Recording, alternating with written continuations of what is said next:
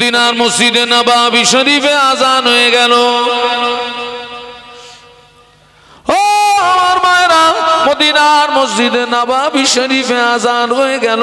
মদিনার মসজিদে নববী মুয়াজ্জিন হাফসি বেলাল মদিনার মসজিদে নববী শরীফে যখন আজান দিতেন, হাফসি বেলালের আজানের আওয়াজ আল্লাহ পাকের আরশ মুআল্লাতে পৌঁছে যেত। মদিনার মসজিদে নববী শরীফে আজান হয়ে গেল। সাহাবীরা মসজিদে চলে এসেছেন, সব সাহাবীরা মসজিদে চলে এসেছেন। আল্লাহ নবী মসজিদে আসেন নাই। আল্লাহ নবী বড় দুর্বল, আল্লাহ নবী বড় অসুস্থ, আল্লাহ নবী বড় কমজোর, আল্লাহ নবী মসজিদে আসেন নাই। সাহাবীরা মসজিদে এসেছেন ঠিকই, কিন্তু নবীর অবর্তমানে নামাজ শুরু করতে পারে না। নবী সাহাবীরা আল্লাহ নবীর জন্য 10 মিনিট 20 মিনিট আধা ঘন্টা ইন্তজার করলেন, আল্লাহ নবী আসলেন না। সাহাবীরা এসেছেন, নবীর অবর্তমানে নামাজ শুরু করতে পারলেন না।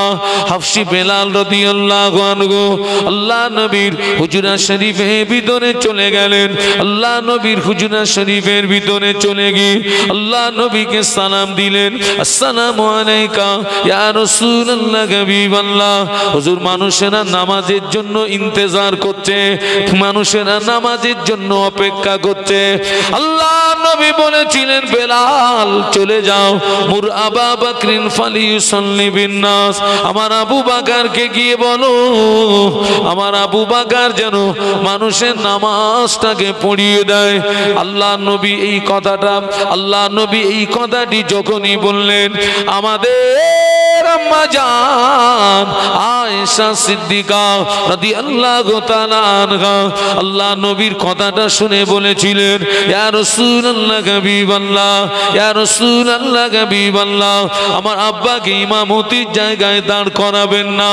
আমার আব্বা জানে মনটা বড় নরম, আমার আব্বা জানের অন্তরটা বড় নরম। আমার আব্বাকে যদি ইমামতির জায়গায় দাঁড় করিয়ে দেন, আমার আব্বা আপনাকে না পেয়ে কেঁদে ফেলবে, আমার আব্বা আপনাকে না পেয়ে রোনাজারি করবে। হুজুর, এই দায়িত্বটা আপনার অন্য কোন সাহসী সাহাবীকে দিন। আল্লাহ নবী আবার বললেন, বেলাল চলে যাও, মুর আবা বকরিন ফালিয়ুসাল্লি বিন্নাস। আমার আবু বকরকে গিয়ে বলো, আমার আবু বকর যেন মানুষের নামাজটাকে পড়িয়ে দেয়। আল্লাহ নবীর অনুমতিতে আবু বকর সিদ্দিক রাদিয়াল্লাহু আনহুর ইমামতিতে মদিনার মসজিদে নববী শরীফে নামাজ শুরু হলো। যখনই নামাজ শুরু হলো, আল্লাহ নবী গণের ভিতরে থাকতে পারেন না। আল্লাহ নবী অস্থির হয়ে পড়লেন, আল্লাহ নবী ব্যাকুল হয়ে পড়লেন। আল্লাহ নবী দুইজন সাহাবীকে ডাকলেন, ও বাবা আলী, বাবা আব্বাস, আমার হুজরাতে আসো। দুইজন সাহাবী আল্লাহ নবীর হুজরা শরীফে ভিতরে চলে গেলেন। আল্লাহ নবী দুই সাহাবীর কাঁধের উপরে ভর করে, আল্লাহ নবী দুই সাহাবীর কাঁধের উপরে ভর করে আল্লাহ নবী মসজিদে আসছিলেন। আল্লাহ নবী এত দুর্বল, সাহাবীদের কাঁধের উপরে ভর করার পরেও আল্লাহ নবীর কাদাম মোবারক দুটি জমিনে ঘেঁষড়িয়ে যাচ্ছিল। আল্লাহ নবীর কাদাম মোবারক দুটি জমিনে নিগড়িয়ে যাচ্ছিল। ওই অবস্থায় আল্লাহ নবী মসজিদে আসলেন। সাহাবীরা নামাজের ভিতর থেকে আল্লাহ নবীকে দেখতে পেয়ে কোন সাহাবী সুবহানাল্লাহ পড়লেন, কোন সাহাবী আলহামদুলিল্লাহ পড়লেন, কোন সাহাবী আল্লাহু আকবার পড়লেন। আবু বকর সিদ্দিক রাদিয়াল্লাহু আনহু ইমামতির জায়গা থেকে বুঝতে পেরেছেন আল্লাহ নবী মসজিদে চলে এসেছেন।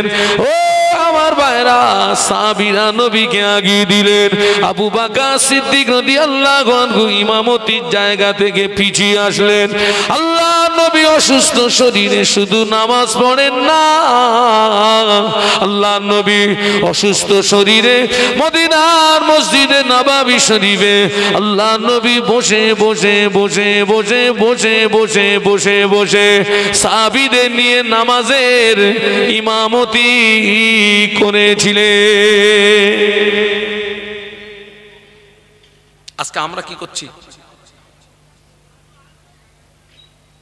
এত মাহফিল হচ্ছে, সবাই নামাজ পড়ে? আবার একদল আছে বলে হুজুর নামাজ পড়ি আর না পড়ি হুজুর আমার মন খুব ভালো। ওরে চিটিং বাস, তুই নামাজ পড়িসনি তোর মন ভালো মানে? তুই পাক্কা চিটিং বাস। তুই হুজুর নামাজ পড়ি আর না পড়ি হুজুর আমার মন ভালো। যে নামাজ কায়েম করলো সে দিনকে প্রতিষ্ঠিত করলো, যে নামাজ ছেড়ে দিল সে দিনকে ধ্বংস করলো। তুই দিনকে ধ্বংস করছিস আবার তোর মন ভালো? আমাদের সমাজে কিছু মহিলা আছে বলে হাঁস তবু পাছা উঁচু করে শামুক পায়। তোরা এত পাছা উঁচু করে কি পাস? মা তুই কবরে যা, কবরে যা, তোর গাপ কোটা করবে। তোর কবরে সেকেন্ডে সেকেন্ডে বাস পড়বে, মিনিটে মিনিটে না।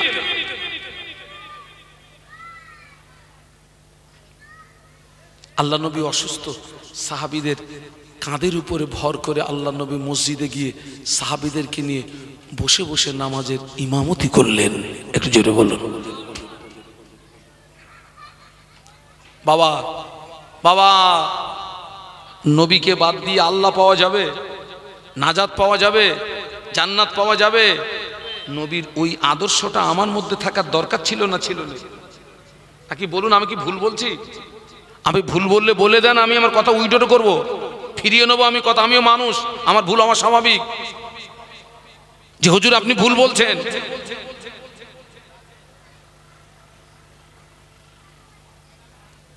আজকের অসুস্থ শরীরে সাহাবীদের কাঁধের উপরে ভর করে এসছেন। ওই অসুস্থতার পিরিয়ডে এমনও দিন চলে গেছে আল্লাহর নবী টোটালে আসেননি। আবু বকর সিদ্দিক রাদিয়াল্লাহু আনহুর ইমামতিতে নামাজ হচ্ছে।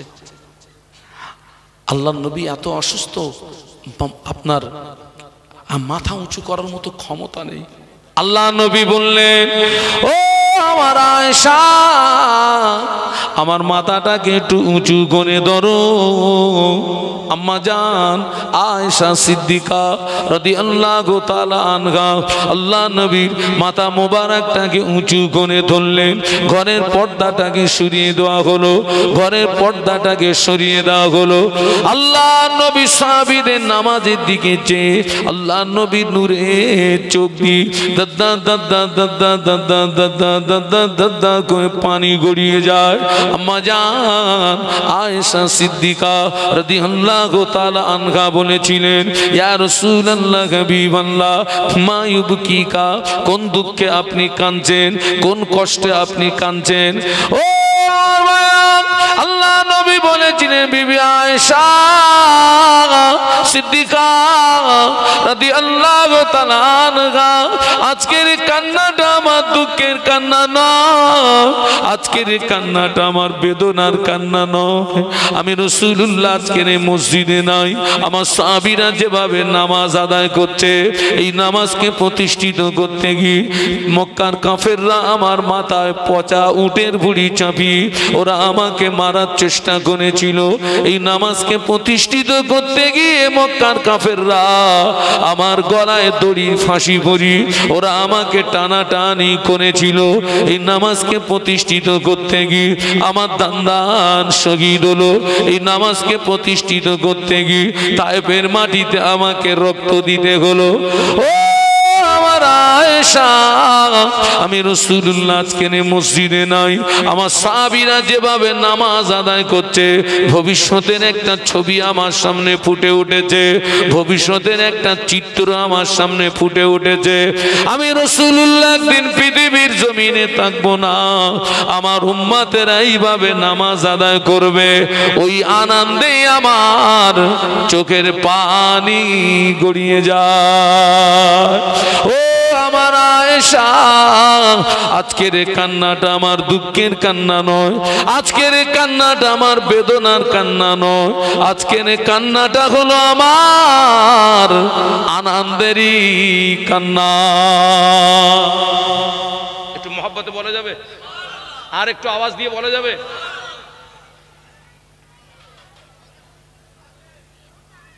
অনেক আগে একটা কথা রেখে এসেছি, কিন্তু যে ওয়াজ নসিহত ক্যাপসুলও না ট্যাবলেটও না বলেছিলাম, এটা কিন্তু গেলানো জিনিস না, এটা মানার জিনিস। মানলে উপকার। এখন যদি কেউ বলে শাহানুর আলম আপনি আপনার মতন বলে যান, আমি কি করব, বাড়ি গিয়ে ভাববো, বাবা আমার কোনো ক্ষতি হবে? ক্ষতিটা তোমার হবে। হ্যাঁ, তবে একটা বিষয় দেখতে পারেন, শাহানুর আলম যে কথাগুলো বলছে ওই কথার উপরে শাহানুরের আমল আছে কিনা এইটা আপনি দেখতে পারেন। শাহানুর আলম যে কথাগুলো বলছে ওই কথার উপরে শাহানুর আলম আমল করে কিনা ওইটা আপনি দেখতে পারেন।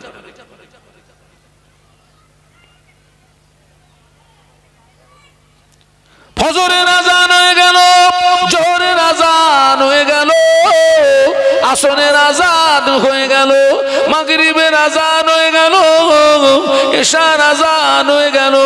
যে বাড়িতে বাপ নামাজে দাঁড়িয়ে যায়, মা নামাজে দাঁড়িয়ে যায়, ছেলে নামাজে দাঁড়িয়ে যায়, মেয়ে নামাজে দাঁড়িয়ে যায়, ওই নামাজি বাড়িটাতে আল্লাহর আসমান থেকে রহমত বরকত নাজিল হয়। ফজরের আযান হয়ে গেল, জোহরের আযান হয়ে গেল, আসরের আযান হয়ে গেল, মাগরিবের আযান হয়ে গেল, ইশার আযান হয়ে গেল। যে বাড়িতে বাপ নামাজ পড়ে না, মা নামাজ পড়ে না, ছেলে নামাজ পড়ে না, মেয়ে নামাজ পড়ে না, ওই বেনামাজি বাড়িটাতে আল্লাহর আসমান থেকে গজব নাজিল হয়।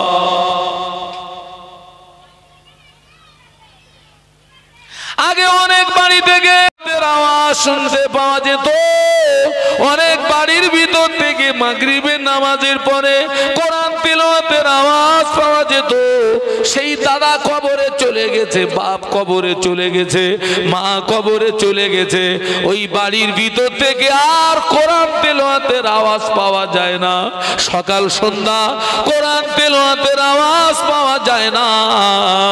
ওই ঘরের ভিতর থেকে কোরআনের পরিবর্তে গানের আওয়াজ শুনতে পাওয়া যায়। ঠিক বলছি না ভুল বলছি? আগে অনেক বাড়ির ভিতর থেকে আপনার ফজরের নামাজের পরে কিসের আওয়াজ আসতো? কোরআন তিলাওয়াতের আওয়াজ। অনেক বাড়ির থেকে মাগরিবের নামাজের পরে কিসের আওয়াজ আসতো? কোরআন তিলাওয়াতের আওয়াজ। এখন সেইটা পাল্টিয়ে এখন আগা কিসের আওয়াজ আসছে? গানের আওয়াজ। তোর ঘরে খোদার গজব হবে, তোর ঘর থেকে বরকত রহমত জনমের মতো বিদায় নেবে। টাকা থাকবে, শান্তি থাকবে না। সুখ আলাদা, শান্তি কত বলে না। সুখ আলাদা, শান্তি। আল্লাহ তো সুখ দিয়েছে, তো শান্তি নেই। আল্লাহ কোরআনে বলেছেন উদউনি আস্তাজিব লাকুম, বান্দা তুই আমাকে ডাক, আমি আল্লাহ তো ডাকে সাড়া দিয়ে থাকি। একটু বলুন সুবহানাল্লাহ। ঘরের ভিতর থেকে যে ঘরে নামাজ হতো, কোরআন তেলাওয়াত হতো, আজকে সেই ঘরে নামাজ বন্ধ হয়ে গেছে। কোরআন তেলাওয়াত, সেই কোরআনের পরিবর্তে কি এসছে? তুই হিসাবটা দিবি কি করে বাবা? তুই আল্লাহ পাকের দরবারে তুই মুখটা দেখাবি কি করে?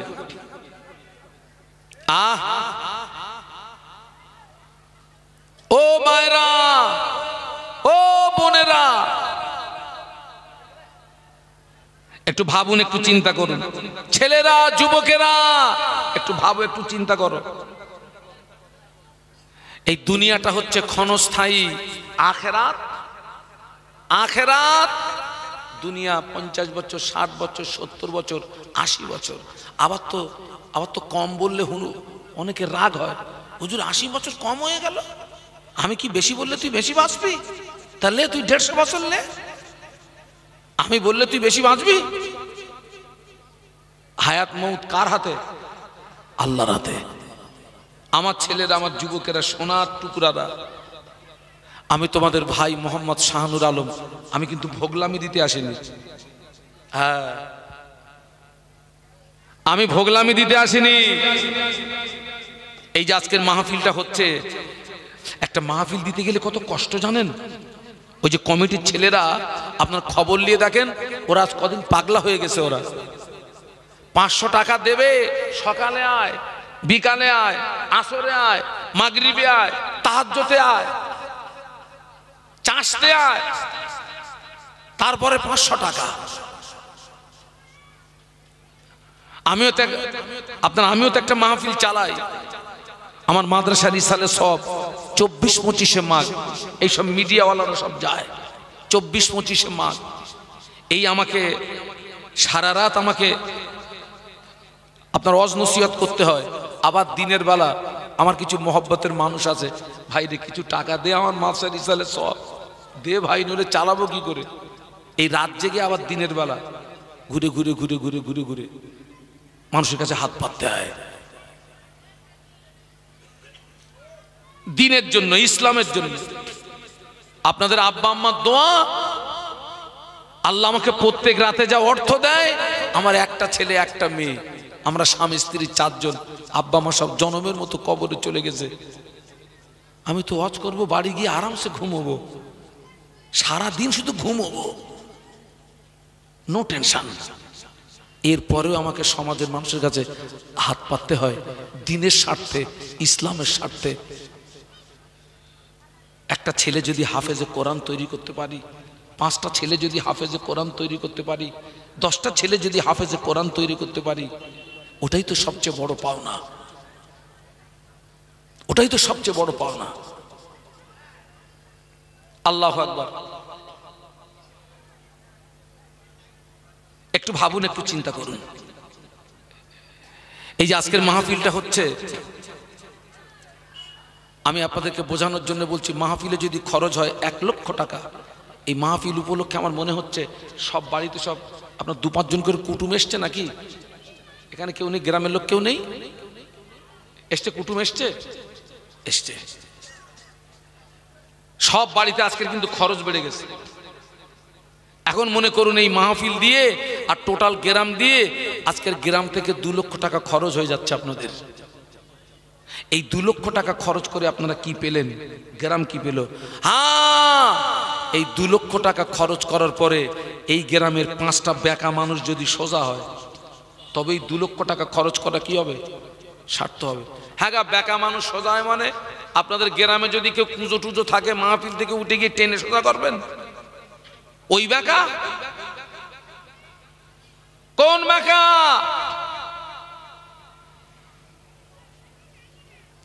আল্লাহ নবী সাহাবীদের বলেছিলেন, ও আমার সাহাবীরা, আমি আল্লাহ নবী তোমাদের বলে যাচ্ছি, খবরদার তোমরা জানো তোমাদের ঘরগুলোকে কবর বানিও না। ও আমার সাহাবীরা, আমি আল্লাহ নবী তোমাদের বলে গেলাম, খবরদার তোমরা জানো তোমাদের ঘরগুলোকে কবর বানিও না। যে বাড়িতে নামাজ হয় না, ওই বাড়িটা কবরের সমতুল্য। কবরে নামাজ হয় না, তোর বাড়িও নামাজ হয় না। গ্রামে এমনও বাড়ি আছে, ওই বাড়িটা 24 ঘন্টার ভিতরে কোনো নামাজ হয় না। আছে না নেই? আছে না নেই? 24 ঘন্টার ভিতরে এক ওয়াক্ত নামাজ হয় না ওই বাড়িটায়। এমনও বাড়ি আছে নামাজের পার্টি নেই। নামাজের পার্টি নেই। আপনি আমাকে বলবেন, হুজুর আপনি কি করে বললেন? আবার আমি জলসায় যাচ্ছি ডায়মন্ড হারবারে, তো আমি যখন ডায়মন্ডে যাই, তো আমি আপনার বেশিরভাগ যাই আপনার ক্যানিং রোড দিয়ে, ক্যানিং রোড, ডায়মন্ড হারবার, আপনার নামখানা, কাকদ্বীপ, ওদিকে ঢোলা, সব আমি ক্যানিং রোড। তো আমার টাইম হচ্ছে আপনার 8টা থেকে, কি আপনার 7টা থেকে, কি আপনার 9টা থেকে। তখন আমাকে বাড়িতে সকাল সকাল বার হতে হয়, আমাকে 2টোর মধ্যে আমাকে বেরিয়ে পড়তে হয়। আসরের নামাজ পড়বো, আমি গাড়িতে ঘুমিয়ে পড়েছি। গাড়িতে ঘুমিয়ে পড়েছি, আমার ড্রাইভারকে বলা আছে শেষ হওয়ার 8 ঘন্টা আমাকে ডাকবে।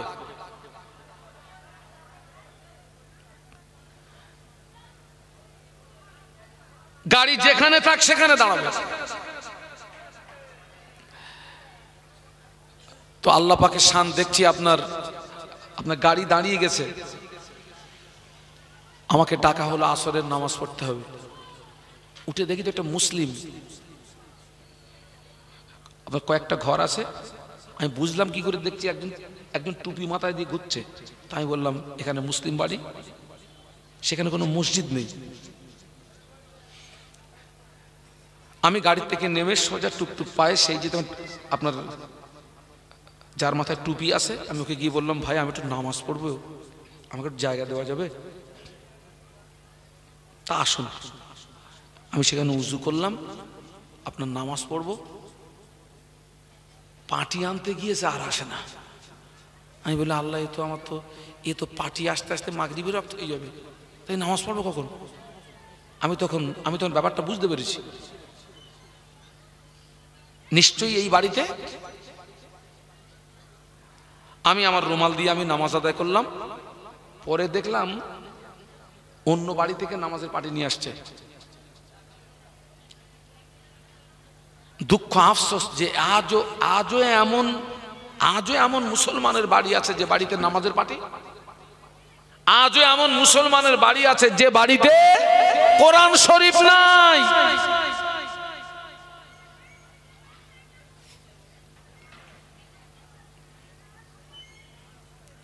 আল্লাহ রাসূল বলেছিলেন, খবরদার তোমরা যেন তোমাদের ঘরগুলোকে কবর বানিও না। মায়েদেরকে বলে যাচ্ছি, মায়েরা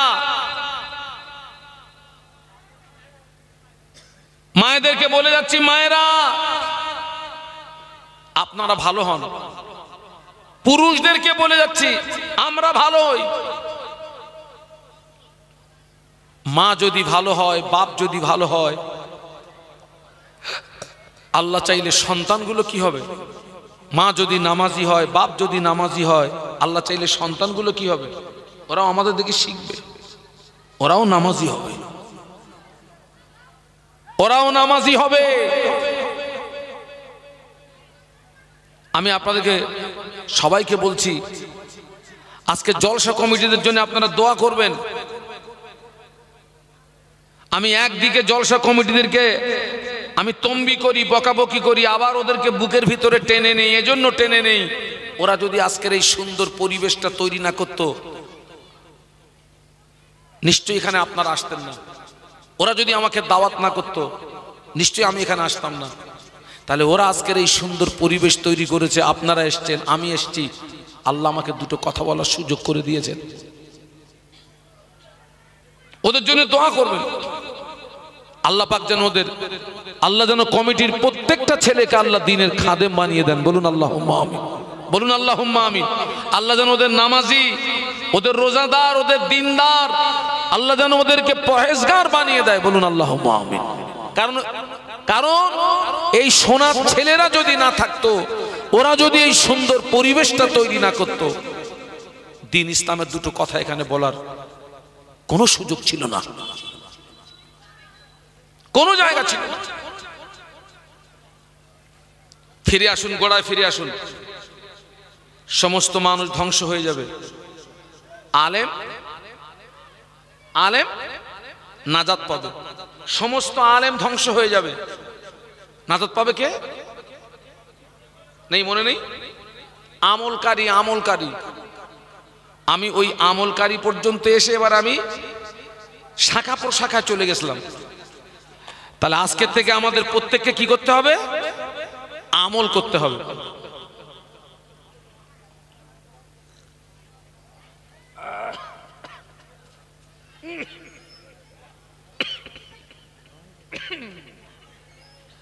দরুদ শরীফ আল্লাহুম্মা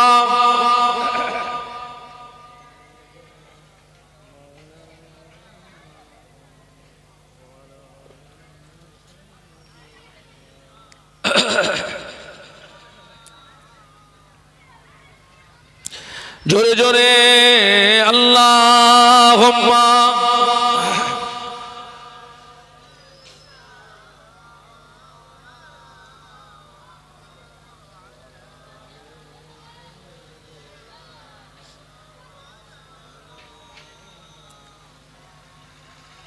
গোলামে मोहम्मद को मैं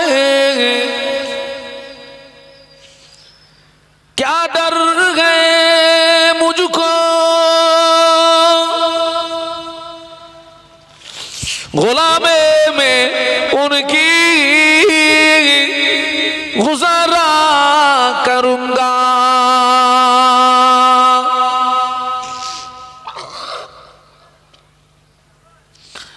अजल से पड़ा हूँ मैं कदमों में उनकी जुदाई न हरगिज़ गवारा करूंगा। अल्लाहुम्मा जोरे जोरे पढ़े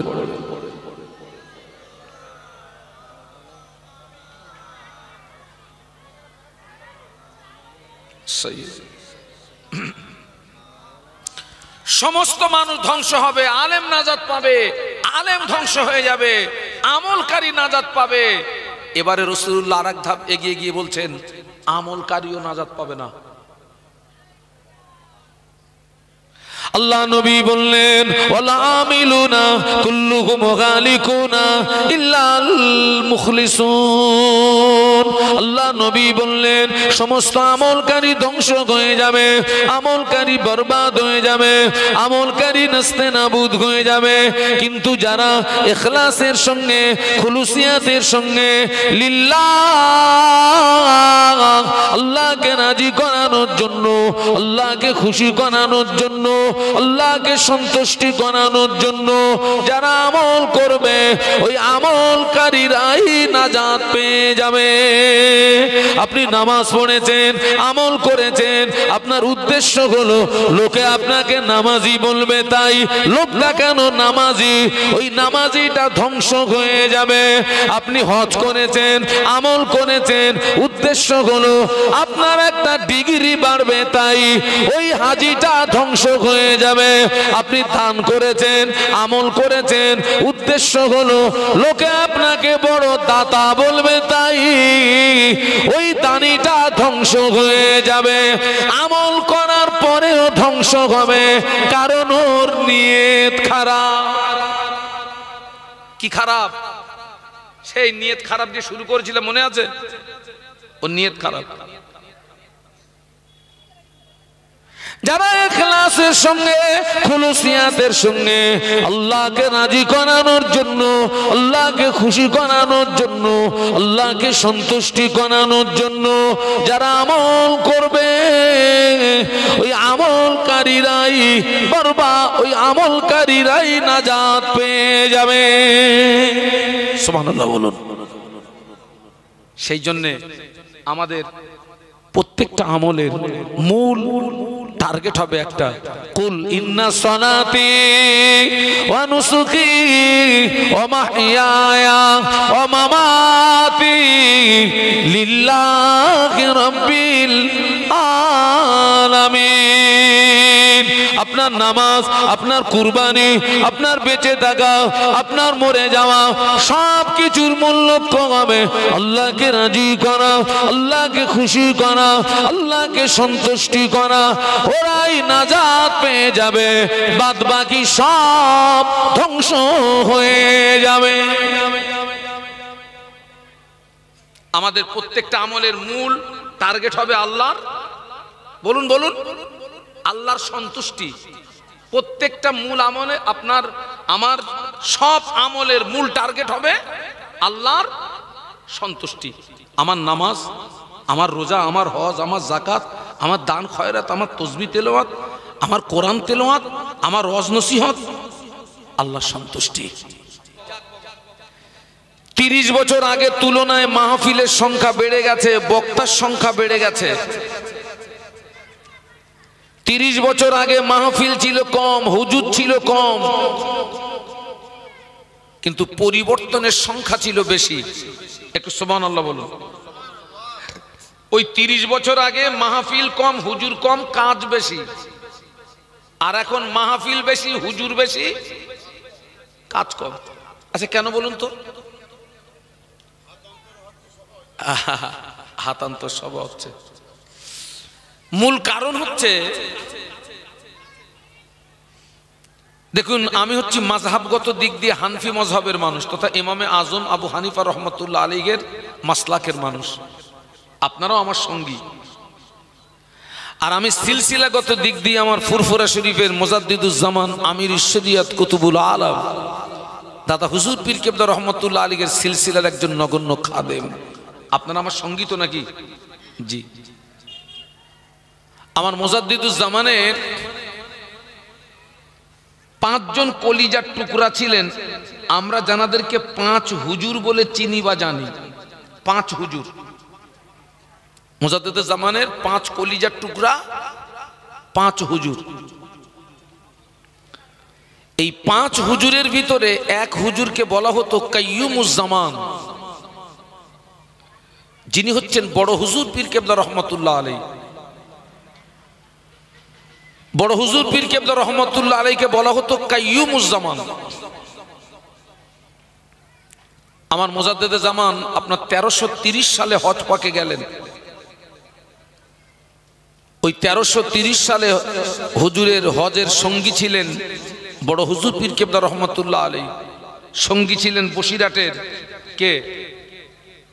আল্লামা রুহুল আমিন রহমতুল্লাহ আলাইহি। বড় হুজুর পীর কেবলা রহমতুল্লাহ আলাইহি কোন একদিন ভক্ত মুরিদদেরকে সামনে নিয়ে খুব আক্ষেপের সঙ্গে একটি কথা বলেছিলেন।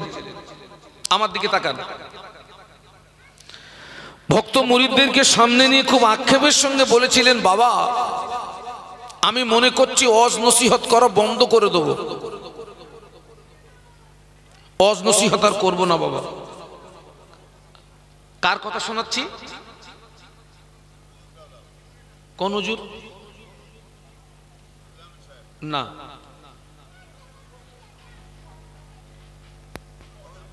হ্যাঁ বড় হুজুরের কথা শোনাচ্ছি, কাইয়ুমুজ্জামানের কথা শোনাচ্ছি। তিনি ভক্ত মুরিদদেরকে নিয়ে বললেন, বাবা আমি মনে করছি ওয়াজ নসিহত বন্ধ করে দেবো, ওয়াজ নসিহত আর করবো না বাবা। হুজুরের সঙ্গী সাথী মহব্বতের মানুষ তারা হুজুরকে বললেন, হুজুর আপনি এরকম কথা বলছেন কেন? আপনার মতো ব্যক্তি যদি বক্তৃতা জগৎ থেকে সরে আসেন তো সমাজ তো আরো গোমরাহির মধ্যে পড়ে যাবে, আপনি এরকম কথা বলছেন কেন? কাইয়ুমুজ্জামান বড় হুজুর পীর কেবলা রহমতুল্লাহ আলাইহিকে বলেছিলেন, বাবা আমি 3টে কারণে মনে করছি ওয়াজ করা বন্ধ করে দেব। 3টে কারণ। তার ভিতরে 1 নাম্বার কারণ বলেছিলেন, যারা বক্তা এদের অধিকাংশ নিয়ত খারাপ। আগে ধরেছেন আমাদের, বাবা আমরা কিন্তু একেবারে দুধে ধোয়া না। 2 নাম্বার বলেছিলেন, যারা শ্রোতা ওদের অধিকাংশ নিয়ত খারাপ। 3 নাম্বার বলেছিলেন, যারা জলসা দাতা ওদেরও অধিকাংশ নিয়ত খারাপ। কটা হলো? কি কি?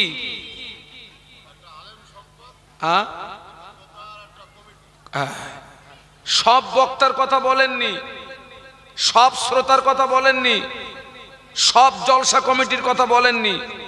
একটা শব্দ ব্যবহার করেছেন, অধিকাংশ। যখন উনি অধিকাংশ শব্দটা ব্যবহার করেছেন, ভালো আছে না নেই বলুন? আছে। এই 3 শ্রেণীর মানুষের নিয়ত যখন এক হবে, কি হবে? এক হবে। এক হবে মানে এই 3 শ্রেণীর মানুষের নিয়ত যখন আল্লাহর সন্তুষ্টির উদ্দেশ্য হবে, ওই মাহফিলে আল্লাহর পক্ষ থেকে রহমত বরকত নাজিল হবে। একটু সুবহানাল্লাহ বলুন। এবং ওই ওয়াজ নসিহত মানুষের হৃদয়ে রেখাপাত করবে। আর এই 3 শ্রেণীর মানুষের, এই 3 শ্রেণীর ভিতরে কারোর নিয়ত যখন বিগড়িয়ে যাবে, কথা শুনছেন নাকি? এই 3 শ্রেণীর ভিতরে কারোর নিয়ত যখন বিগড়িয়ে যাবে, ওই মাহফিলে আল্লাহর পক্ষ থেকে রহমত বরকত আসবে না। আর ওই ওয়াজ নসিহত মানুষের হৃদয়ে রেখাপাত করবে না। আমি আপনাদেরকে অনুরোধ করব, একটু দেখুন বড় হুজুর পীর কেবলা রহমতুল্লাহ আলাইহির এই যে কথাটা বর্তমান যুগ সন্ধিক্ষণে একদম কাঁটায় কাঁটায় মিলে যাচ্ছে। এত মাহফিল হচ্ছে, কাজ হচ্ছে না, এর কারণ হচ্ছে আমাদের কি খারাপ হয়ে গেছে বলুন তো? নিয়ত খারাপ হয়ে গেছে, নিয়ত খারাপ। বুখারী শরীফের প্রথম হাদিস হচ্ছে ইন্নামাল আমালু বিন্নিয়াত। একটু সুবহানাল্লাহ বলুন। যার সহজ সরল অর্থ হচ্ছে আমলের ভিত নিয়তের উপরে। আমলের ভিত, একটু কথা বলুন, নিয়তের উপরে। নিয়ত যদি ভালো হয় আল্লাহ চাইলে ফল ভালো পাওয়া যাবে, আর নিয়ত যদি বিগড়িয়ে যায় ভালো ফল পাবেন এ আশা করা। আমি ছোট্ট একটা দৃষ্টান্ত দিচ্ছি, ব্রেন সাফ হয়ে যাবে। সামান্য নিয়তের পার্থক্যের জন্য বান্দা সব থেকে বঞ্চিত হয়। একজন ব্যক্তি পৃথিবীর জমিনে বসবাসের জন্য ঘর বানাচ্ছেন, তো তিনি হেড মিস্ত্রিকে ডেকে বললেন, ভাইরে আমার ঘরের দক্ষিণ দিকে একটা জানালা রাখবি, দক্ষিণের বাতাস যেন আমার ঘরে প্রবেশ করে। আর একজন ব্যক্তি ঘর বানাচ্ছেন, তিনি হেড মিস্ত্রিকে বললেন, ভাইরে আমার ঘরের দক্ষিণ দিকে একটা জানালা রাখবি, ফজরের আজানটা যেন শুনতে পাই। তাও একটু সুবহানাল্লাহ বললেন না? একটু মহব্বতে বলুন।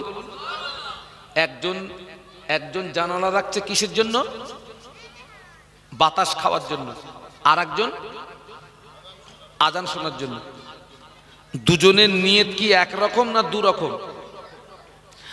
আচ্ছা, যিনি বাতাস পাওয়ার উদ্দেশ্যে জানালা রেখেছেন, ওই জানালা দিয়ে কি আজানের আওয়াজ আসবে না? আসবে তো। আর যিনি আজান শোনার জন্য জানালা রেখেছেন, ওই জানালা দিয়ে কি বাতাস ঢুকবে না? তাহলে দুজনের নিয়ে দু রকম হয়েও তো কোনো অসুবিধা নেই নাকি? মাল তো সমান পাচ্ছে না। না, যিনি জানালা রেখেছেন বাতাস পাওয়ার জন্য, ওই জানালা দিয়ে বাতাস আসবে, আজানের আওয়াজ আসবে, বাতাস আসবে, আজানের আওয়াজ আসবে, কিন্তু ওই ব্যক্তিটা সওয়াব পাবে না। যিনি আজান শোনার জন্য জানালা রেখেছেন, ওর নিয়তটা ভালো হওয়ার কারণে ওই জানালা দিয়ে আজানের আওয়াজ আসবে, ওই জানালা দিয়ে বাতাস আসবে। আল্লাহ চাইলে ঘুমটা ভালো হবে, ও নিয়তটা ভালো হওয়ার কারণে আল্লাহ পাক ওর নামায়ে আমালে সওয়াব দান করবে। একটু মহব্বতে বলুন। ভাই ব্যাপারটা বুঝতে পেরেছেন নাকি? একজনের নিয়ত ছিল কি শোনা? আজান শোনা, এর নিয়তটা ভালো। আর যে বাতাস পাওয়ার উদ্দেশ্যে জানালা লেগেছেন, ওর নিয়তটা। তাহলে একটা শব্দের পার্থক্যের জন্য একজন সওয়াব পাচ্ছে আর একজন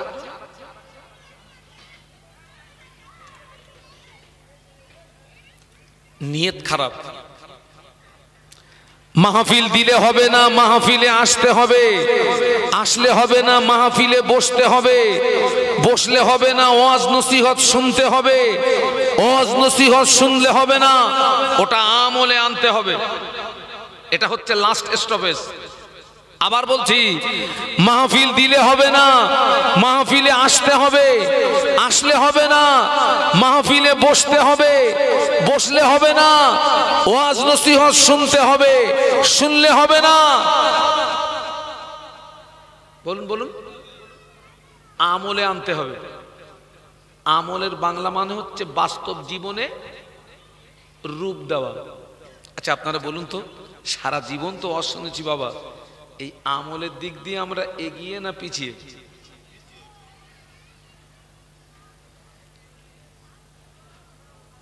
ওয়াজ এবং নসিহত তো, এটা তো আপনার তো ট্যাবলেটও না, আর এটা তো আপনার ক্যাপসুলও না যে আলেমরা বলবে এই শ্রোতারা, বাবাজিরা, মায়েরা সব হাঁ করেন তো, আজকে সব গিলিয়ে দিয়ে বাড়ি যাব। ওয়াজ নসিহত কি গেলানো জিনিস? এটা মানার জিনিস। মানলে উপকার, না মানলে কার ক্ষতি? যে মানবে না তার ক্ষতি।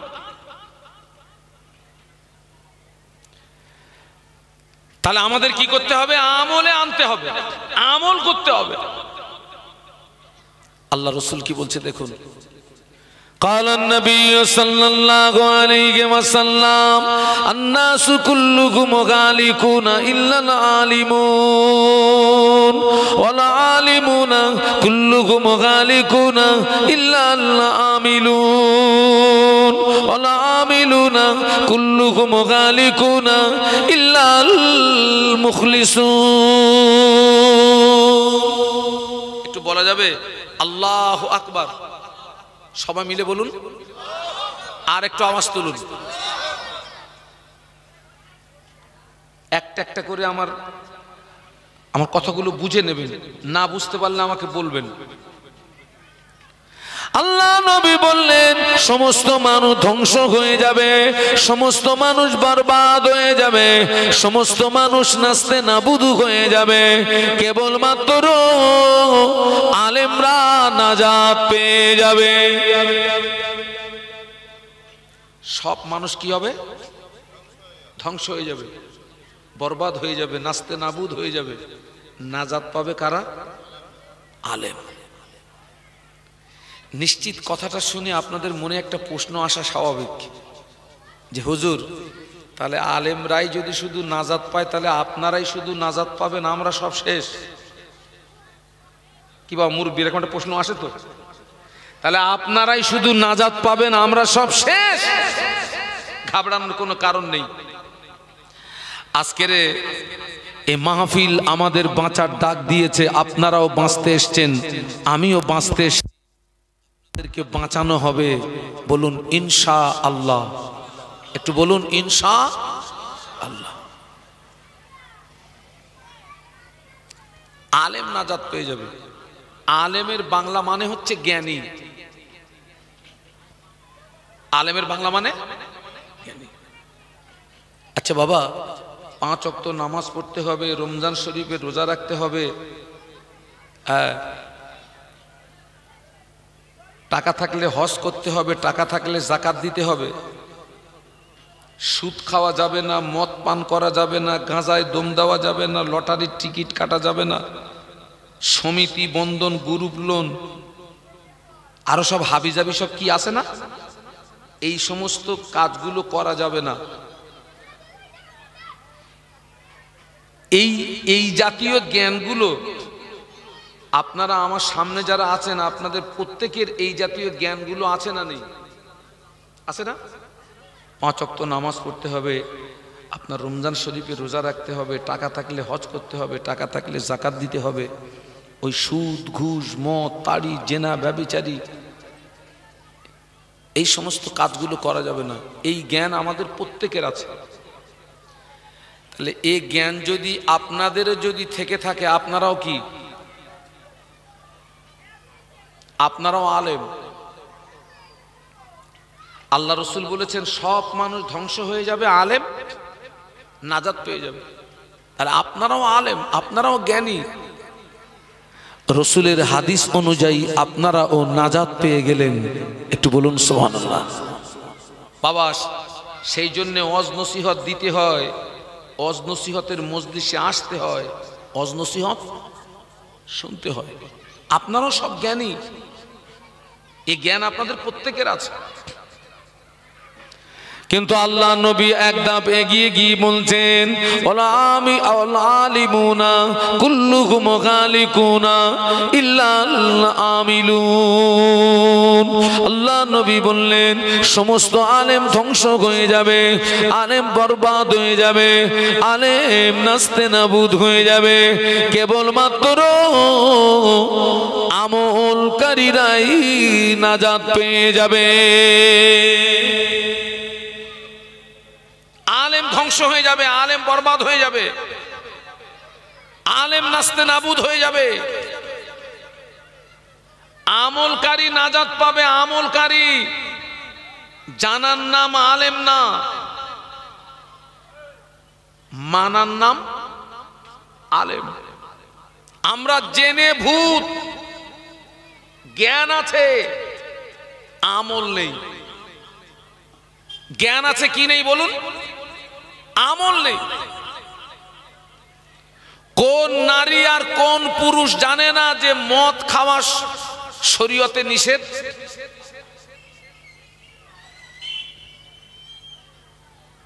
মদ খাওয়া নিষেধ এটা আমরা সবাই জানি না? জানি না? জানি তো। এর পরেও এক শ্রেণীর মুসলমানদের ভিতরে মদের ফোয়ারা ছোটে না? ছোটে না? আপনাদের গ্রামে হয়তো মদ টদ নেই বাবা, হয়তো একটু গাঁজা টাজা আছে।